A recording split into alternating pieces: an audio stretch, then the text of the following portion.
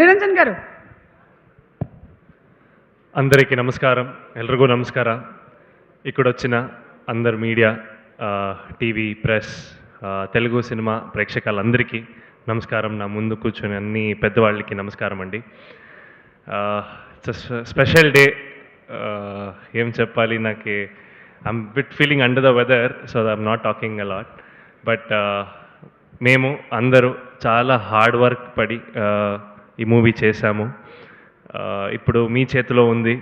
మీ support నా మీద ఉండాలి, మన టీం మీద ఉండాలి. నా చిన్నాన్న మీ అందరికి తెలుసు, ఉపేంద్ర గారు. ఎప్పుడు వచ్చాయని కూడా మీరు చాలా ఆదరిస్తున్నారు ఇక్కడ. సో అలాగే ఆ ప్రేమ నా మీద కూడా ఉండాలి. సీతాపయనం February 14th రిలీజ్ అవుతుంది.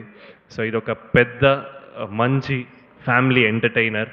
మీరందరూ మీరు ఫ్యామిలీ కలిసి ఈ సినిమా చూడండి. సినిమా చూసిన తర్వాత మీరే చెప్తారు. మీరు అందరూ ఈ సినిమాను పెద్ద హిట్ చేయాలి. So thank you so much. నేను చాలామందికి థ్యాంక్స్ చెప్పాలి. Definitely first starting from Arjun sir.